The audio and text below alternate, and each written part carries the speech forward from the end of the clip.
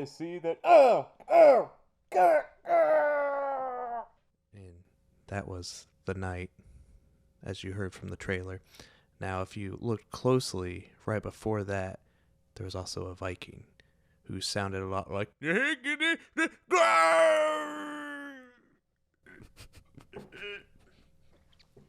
Now, if you're a fan of the series, you'll also know that there's a third faction, and their death sounds something like this.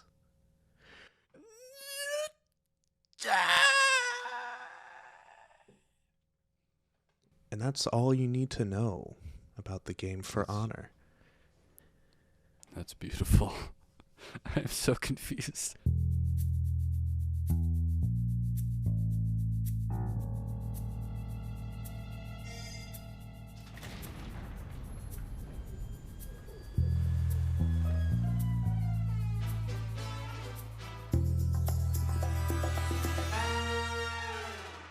Hey everybody, welcome to Multiplayer Vault, brought to you by Baritone Studios, where we bring you the lore you didn't know existed. I'm Sky.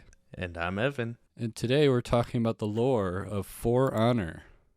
So Evan, let's hear about your experiences with the game.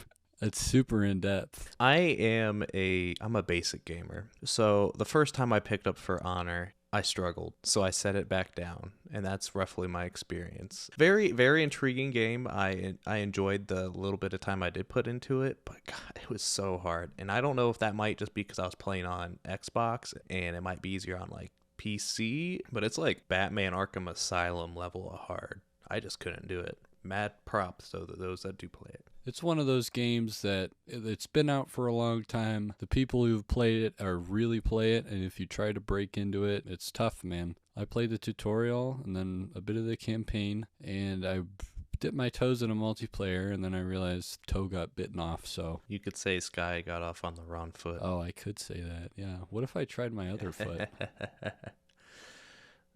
That's...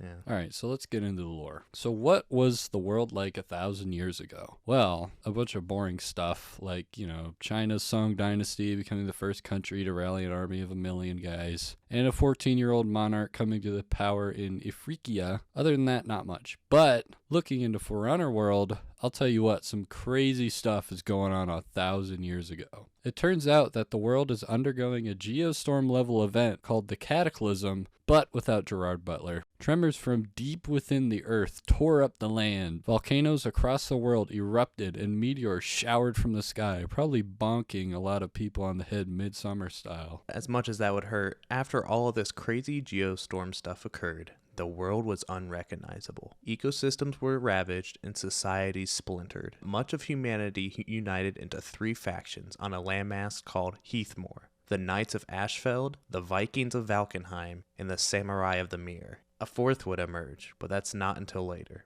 Since most of the lore is what we get from the game, which is a post-apocalyptic medieval war zone, a lot of what we know about how these factions formed is fuzzy. But here's what we at Baritone Studios and Multiplayer Vault know, faction by faction. The Knights of Ashfeld trace their roots to an entity known as the Great Empire. They had a vast army that conquered as they went, a massive amount of wealth, and a sophisticated form of government. Their colors were red and gold, and their commanders were called they're the Roman Empire. But Sky, I know you're about to say, dear historian listener, if the cataclysm occurred around 1,000 years ago, then how could the Great Empire be the Romans? The Roman Empire fell much longer before that. You would be kind of correct, and good job paying attention, history class, dear listener. What we believe the Knights of Ashfeld are referencing is the Byzantine Empire. They called themselves the Roman Empire all the time, and they didn't technically fall until 1453. The Great Empire was still around, just greatly diminished in size, and most of their lands were lost to infighting and all that other jazz. Now, Ashfeld itself was a pretty neat place to live if you liked temperate forests, but not so great if you didn't like active volcanoes and acid lakes. Most of the land is covered with ruins left by the Great Empire, and would be built upon by the remnants left over after the Great Cataclysm. Trust us, this is as good as it gets in Heathmoor.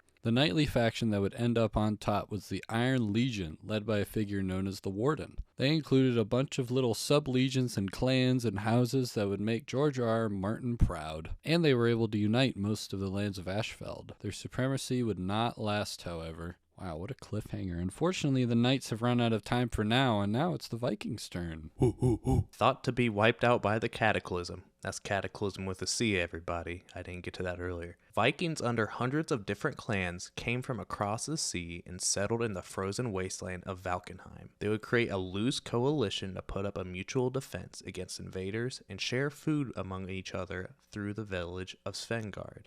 Because of the frozen tundra and dense acidic forests of Valkenheim, food was scarce, and the Viking clans would all store their food in Svengard, where it would be evenly distributed. This does sound more like kindergarten snack time and less of like an actual land-warring Viking clans that are bent on saving a place in Valhalla, but we digress. The Vikings would wage an almost constant war against the Knights of Ashfeld in an attempt to gain more resources, but would get more than they bargained for. Ha! Another cliffhanger. Sorry, but it's time for the samurai now. Two things that don't mix together are world-shaking natural disasters and island nations. A lot of Japan got the memo and hopped on a boat to settle somewhere else, and everyone else that didn't go got swallowed up by the sea. Samurai of the Dawn Empire settled in a slimy, poisonous mud hole called the Mire, east of Ashfeld. The Mire is the least hospitable place in Heathmoor. Poisonous trees and plants blanket the swamps. Flooding is very common, and building a permanent structure can prove nearly impossible. The Knights and Vikings found it a bit much and avoided as much as possible until their constant back and forth fighting led to them both searching for an advantage over the other in the marshes. The samurai living there, though, caught them both with their pants down, as no one knew that they lived out there, and they kicked both their keisters back to where they came from. The Dawn Empire had established itself smack dab in the middle of the mire. It was ruled by an imperial family and broken up into familial lands called daimyos. In truth, the samurai were the most united of the factions, which is to say that they only had civil wars every couple decades instead of every other year. Boom. Factions explained. And now we can get to the good stuff. First, the Great War. The Great War actually started between Ashfeld and Valkenheim as soon as the Vikings and Knights locked eyes. They fought and fought and fought, and then roped in the samurai later as they had just been found and fought, and then everybody just didn't want to fight anymore and went home. Most of the Iron Legion's power and prestige were lost as Ashfeld took the most losses during the conflict. Valkenheim's Vikings made it out mostly intact and maintained a status quo, and the samurai of the Dawn Empire made out mostly the same. Disgusted with Ashfeld's weakness and the peace-loving nature of this new Heathmoor, a warlord by the name of Apollyon started to slay her rivals and recruited soldiers by the thousands. She and 7 other knights began the Blackstone Legion, enveloping most of Ashfeld under her banner, including the Iron Legion. Her goal was to usher in her words, an age of wolves by plunging Heathmoor into another 3-way war. Her first step was invading Valkenheim. She knew the best way to defeat the Vikings was to destroy their food stores in Svengard. You see, unlike her chivalrous predecessors, Apollyon understood her enemies and respected them. So she made a lightning strike, not literally, on the Viking fort of Gransgard and took it. This came as an earth-shattering surprise to all of Valkenheim, since the homeland had never been invaded and the fort was the only way into the region without needing to cross a river or climb a mountain. Because of this momentary advantage, Apollyon had a straight shot to Svengard and took it, burning half of the food stores and leaving the rest for the clans to fight over.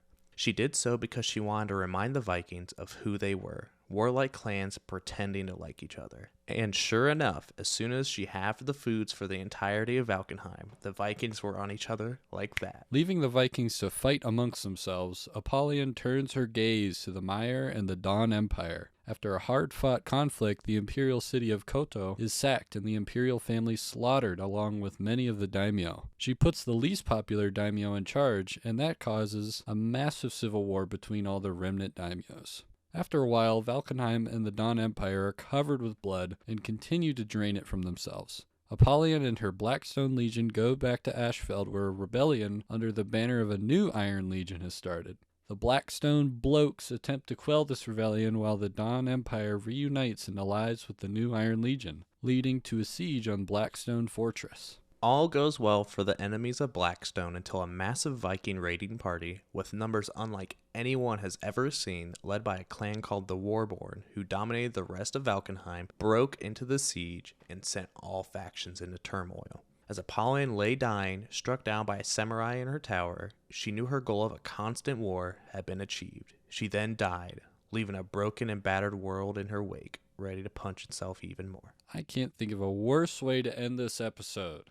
Lucky for us, we're not even close. Well, we're about halfway. We haven't even gotten to the fourth faction yet.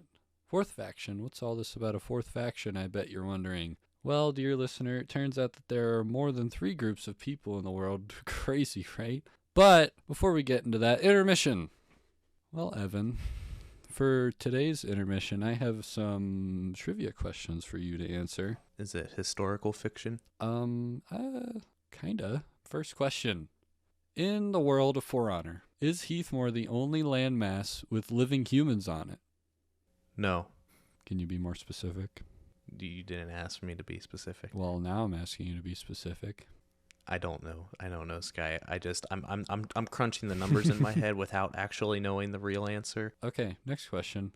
Canada. Yeah, Canada. Yeah. In the world of For Honor, what does the Blackstone Legion derive its name from? Well, I would assume Blackstone, as in when it comes to blacksmithing tools, just rocks in general. Because I mean, Blackstone is that what people used to sharpen like tools with? You mean a whetstone? Isn't Blackstone like what a whetstone was made out of though?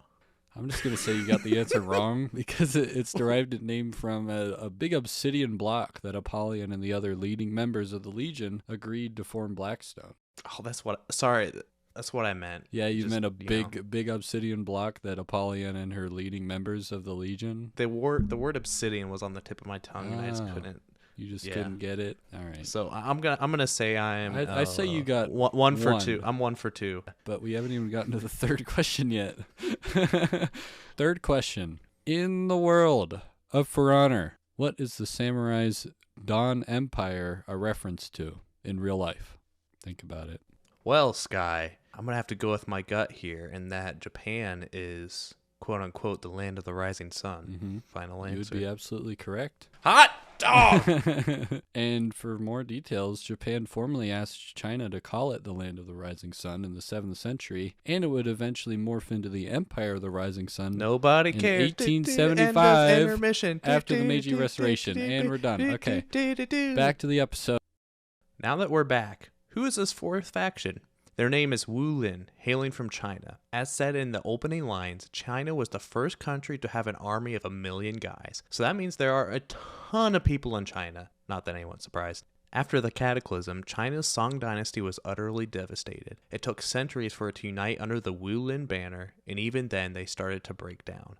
Many warriors thought it was futile to try to unite China again, so they ventured out west, reaching Heathmore, and joined the three-way war, turning it into, wait for it, a 4-way war. Whoa. That's one more than 3. Among the fighting, rumors of a second cataclysm spread. Factions became desperate and wanted to claim as many resources as they could for the coming disaster. Each main faction united under powerful warriors called the Harbingers. Cool name, but they were just really cool and epic warriors that people liked. One day, the earth began to shake and the great volcano of Ashfeld, Mount Ignis, erupted. Was this the second cataclysm? Not Geostorm again! No, I can't take another! Ah! Before we answer that, whatever happened to those Blackstone Legion lollygaggers? They didn't all just fall dead like a hive mind when Apollyon was killed, right? Not on your life, dear listener. The most dedicated surviving members of the Blackstone formed the Order of Horkos, a cult that wanted to pursue Apollyon's vision of continuous warfare. They saw the arrival of the Wulin, a warrior-dominated society untouched by the politics of Heathmore, as a great opportunity. To capitalize on it, the Order made many allies within the Wulin's ranks. To capitalize even more capital, to be the most capitalist, the Order saw the chaos caused by the alleged second cataclysm to steal something from the Wulin's emperor, a secret weapon, so to speak. This weapon was arcanite fire. The way it was used could be gunpowder? While the Order of Horkos failed to steal this weapon, they gained the knowledge of alchemy and some stolen arcanite fire material and used it to create a mineral known as corrupted draconite.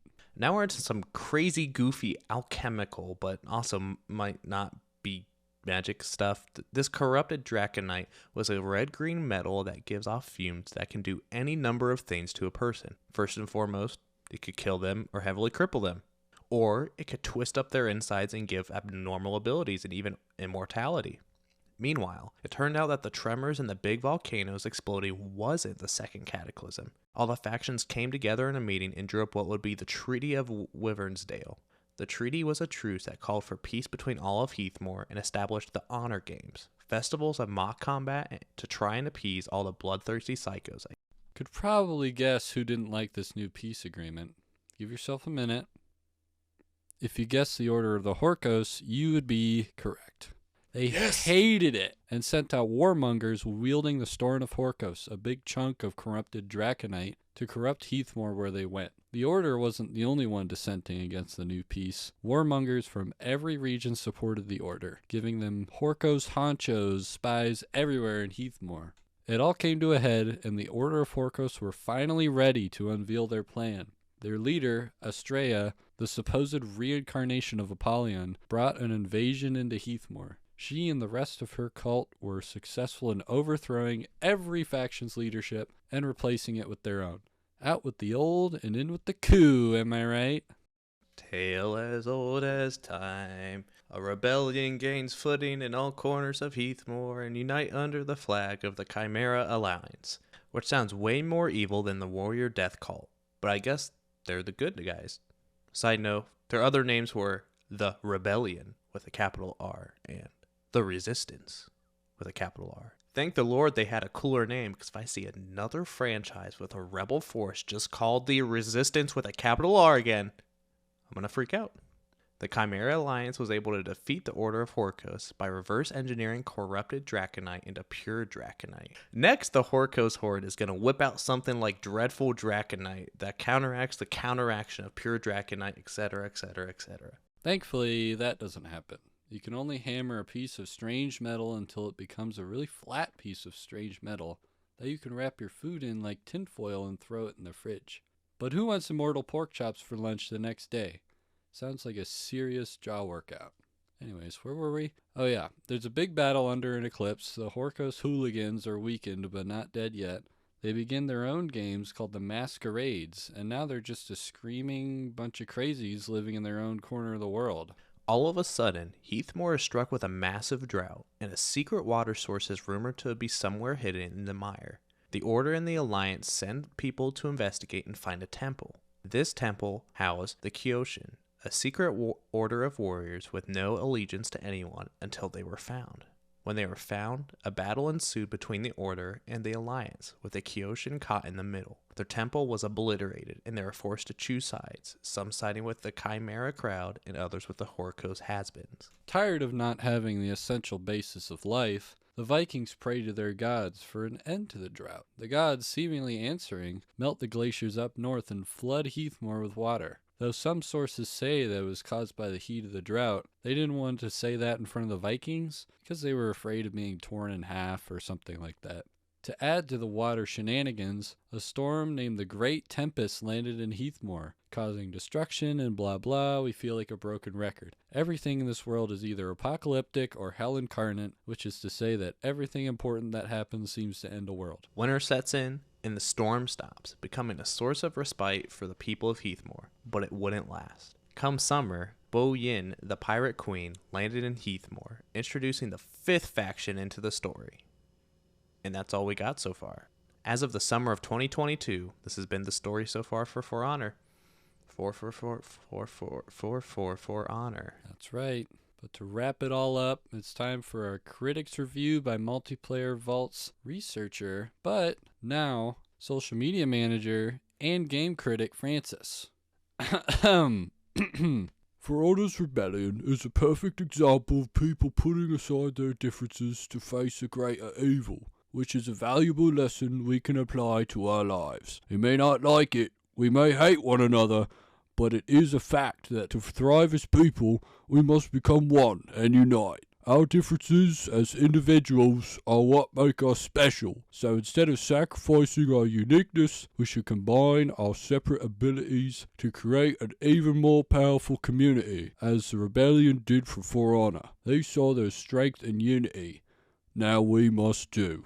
Thanks, Francis. Very nice. So that was our episode for Honor. Thank you all for joining us for this episode of Multiplayer Vault. Research for this episode was done by John Ekstrom and Francis. Audio direction by yours truly, Evan Barr. If you enjoy the podcast or would love to heavily criticize us, feel free to reach out. You can find our socials down below or just look up Baritone Studios with bear, spelled like a bear, on Instagram, Twitter, YouTube, old scrolls that, that they had during the 1,000 years Byzantine ago. Empire. And yeah, they used scrolls probably, although they probably had books. Cool at parchment, yeah. Also, make sure to give us a review on whatever your listening platform is. Not only will it help us reach other potential listeners, but it'll also let us know you enjoy our content and would like to see more. Also, subscribe to Baritone Studios on YouTube. Ooh, I almost forgot. Epic videos on YouTube. Epic videos on YouTube. Come support us. We love doing it. Love doing this stuff. Yeah, it's awesome. Once again, thank you all for tuning into our episode. I'm Sky. And I'm Evan. And this is Multiplayer Vault.